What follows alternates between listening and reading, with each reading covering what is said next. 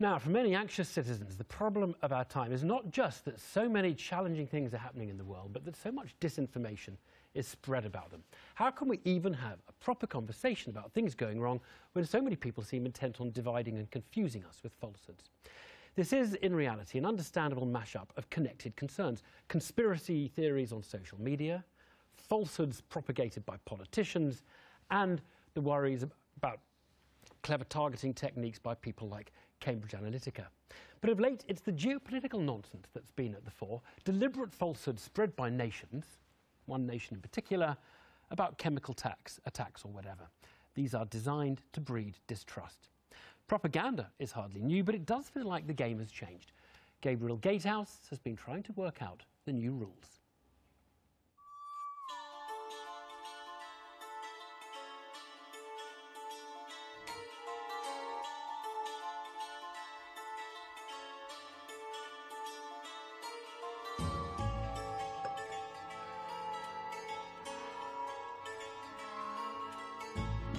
Hello, welcome to a world of total relativism.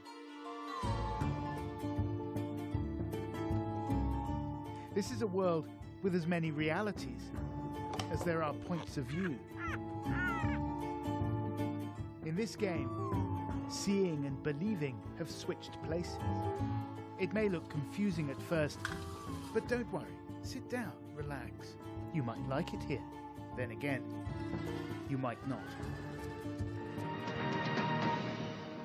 On the 7th of April, pictures emerged that appeared to show children in Douma, the suburb of Damascus, being treated after a chemical attack.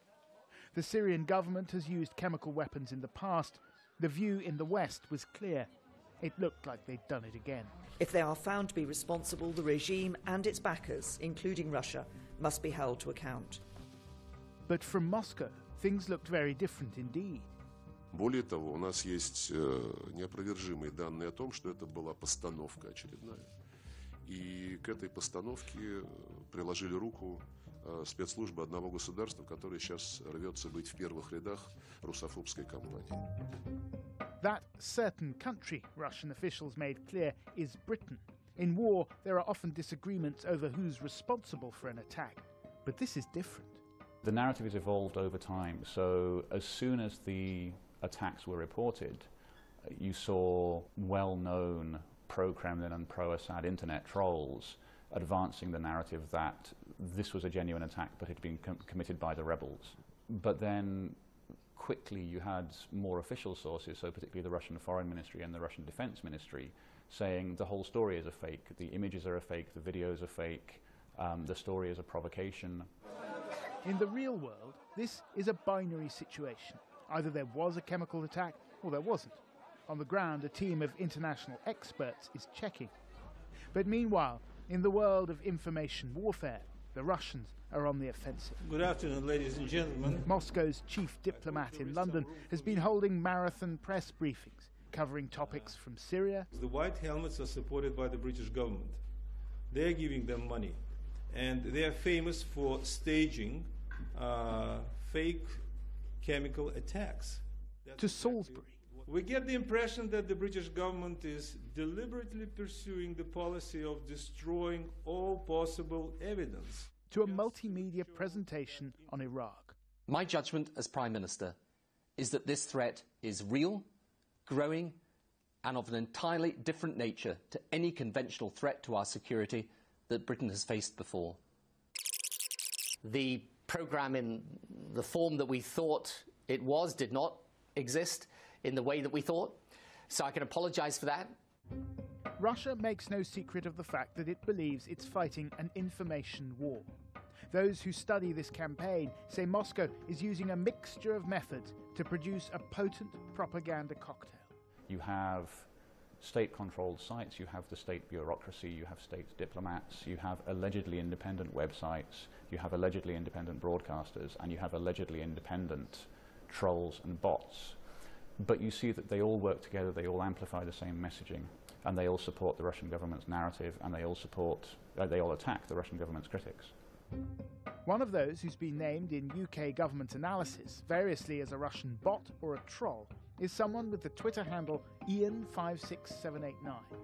Up until the 7th of April, he was tweeting continuously about Salisbury, echoing the Russian government's line that the UK was behind the poisoning. Then, after reports of the attack in Duma emerged, he switches seamlessly to pushing Moscow's line on Syria. He's not, in fact, a bot. Hello. He's a real person called Ian Schilling. Over Skype, I asked him whether he was, though, a pro-Kremlin troll. I am not controlled by anybody, anywhere in the world. I do my own thing. I am interested in analysing the evidence of what is going on in these wars. There are no credible journalists anywhere in mainstream media. They lie. They just parrot whatever the government lies on. So the UK government is going to lie all the time because they're up to no good. But your tweets seem to parrot whatever the Russian government lines are. Well, because if the Russians are telling the truth about something, I'm going to agree with them because I report the truth. If you want to check whether you're dealing with a bit of Russian propaganda, there's one phrase that's a dead giveaway: false flag operation. It basically means somebody else did something to make Russia look bad. According to pro-Kremlin Twitter accounts, reinforced by state-run channels and official statements, recent examples include the shooting down of MH17 in Ukraine and, of course, the poisoning of Sergei and Yulia Skripal with a military-grade nerve agent. Russia has floated more than 20 theories for what happened in Salisbury. They include the Brits did it to distract from Brexit, or maybe it was the Czechs, or the Slovaks, or possibly the Swedes. All states engage in strategic communications. Call it PR if you like, or propaganda if you prefer. Now, traditionally, this involves trying to get people to believe that your version of events is indeed the truth. Но в последнее время Москва пытается делать, кажется, что-то немножко другое. Вместо того, чтобы убедить людей верить в Москву, they're trying to get people to trust nobody. Another weapon in Moscow's propaganda arsenal is a method known as whataboutism. Here's how it works. You say you have intelligence that Russia used a chemical weapon in Salisbury? Well, what about Iraq?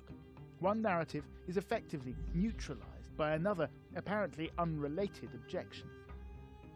A collection of British academics, known as the Working Group on Syria Propaganda and Media, was last week accused of being Assad apologists and spreading Russian propaganda. Tara McCormack is a member of the group. Among her many media appearances, she's a regular commentator on RT. Do you think that the Russians fabricate stuff, make up nonsense stories and feed them into the bloodstream to try and confuse people? Yes. So do we need to be worried about that? Well, I think that also we do that too. So we need to think about that. And I'm going to say the best word. That was exactly what happened in Iraq. We talk about fake news.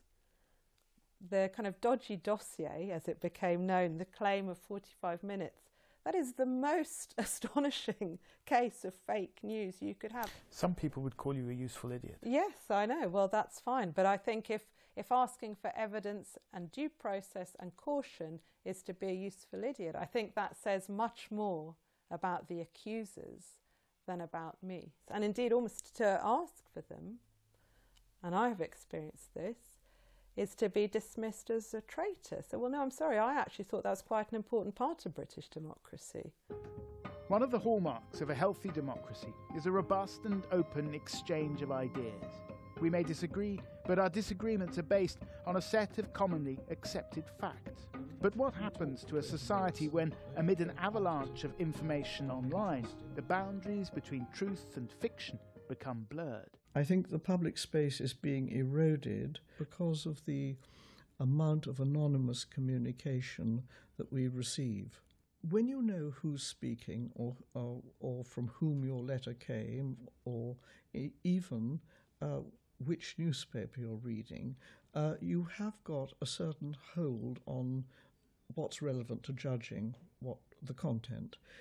When it's anonymous, you don't have much hold, and that, I think, is our difficulty, that we have far more content whose origins we do not know. When we get algorithmic distribution of content, I don't see that it is possible for any individual to harness commensurate powers of questioning, because it is coming, as it were, down so many channels from so many sources, so congruent, so convincing. The Russian government has a very bad track record, not just of getting things wrong, but of being caught falsifying the evidence. The purpose really seems to be to confuse people, to overwhelm them with so many different theories that they'll actually give up. We've entered a world of confirmation bias. With unfettered access to information, we're siloed in our social media bubbles. Where once seeing was believing, now it's the other way round.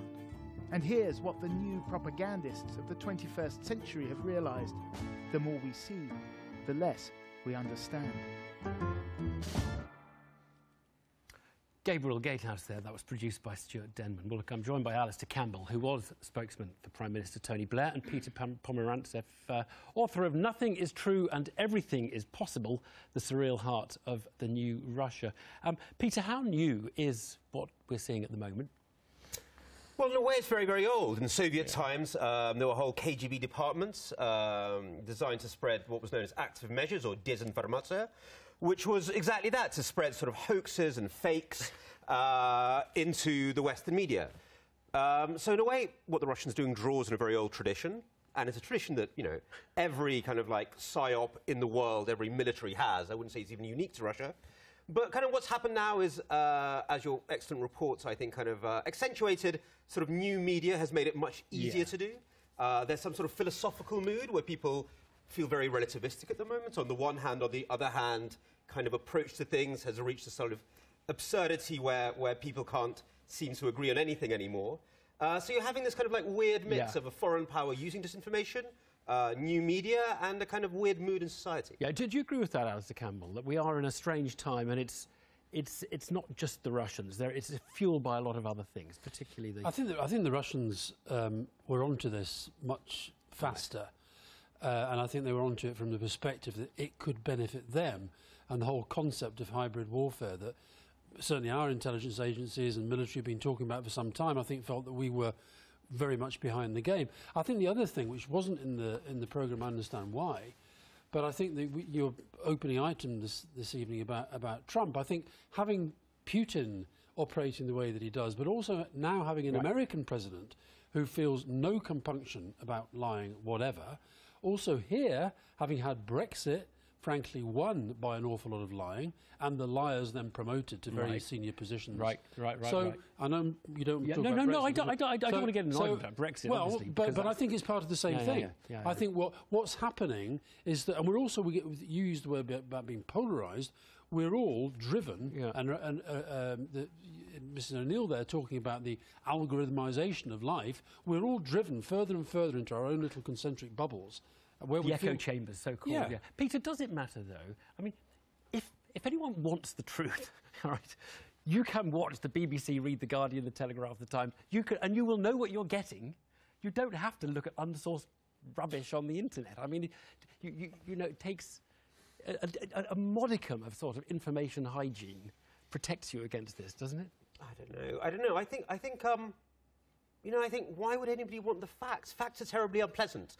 Facts tell you mostly that you're going to die, that you're not as successful as you want to be. They usually tell you very negative things. It plays to our fantasy. Reality is not very pleasant. Exactly. If you can escape into a fantasy of confirmation bias, of a world where you hear exactly what you want, you will. And think about why we go online. We don't go online to get the truth. We go there, especially to social media, for kind of, you know, a bit of an ego boost from likes and shares. And actually you get more likes and shares the more polarised you are. There's a lot of studies about that. You're not going there for the truth. You're going there for a fantastic narcissistic experience.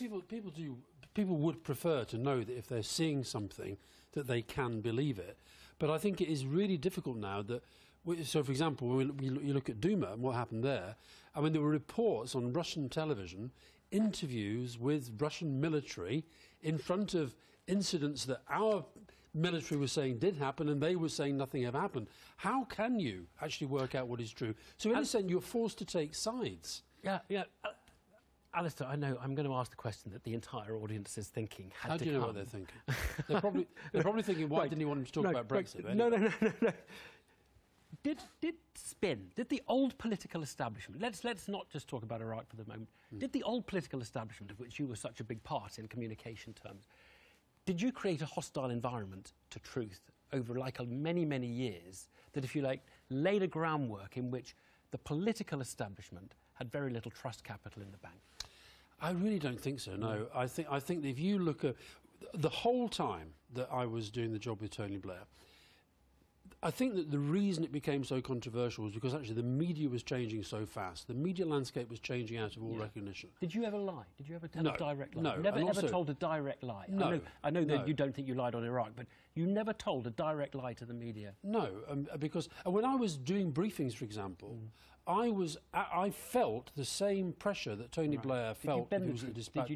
You sometimes didn't say everything the journalists wanted you to. You sometimes didn't ask questions. Yeah, the guy who said economical with the truth, who got lacerated for it, Robert Armstrong, he actually was telling the truth about how most of us operate, including, may I say, the media. And let me just make this point, Evan.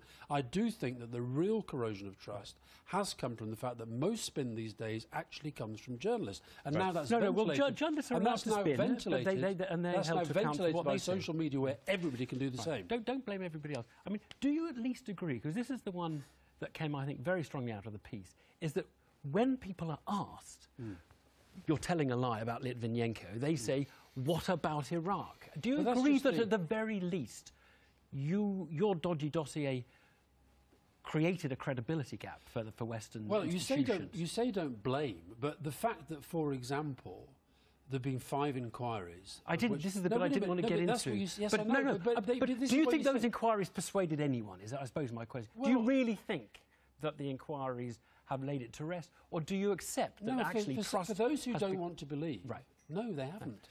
But that's because you don't want to believe. Peter, help us out on this. I mean, what do you think the old political establishment in the West, who I think they always thought they were doing a very good job and were honest kind of people, obviously, like Alistair, have to, play the game a little bit. Did that leave us in a vulnerable to where we are now, do you think?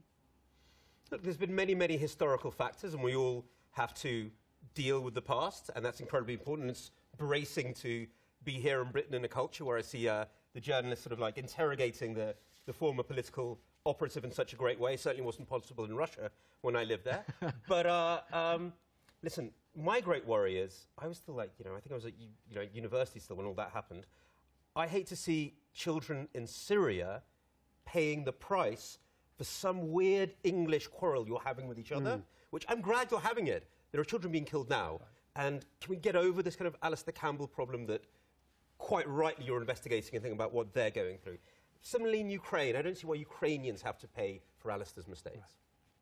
Should you have made any? Thank you both very much indeed. Thanks.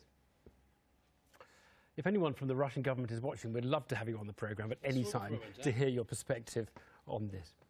Now, on to not an entirely unrelated topic.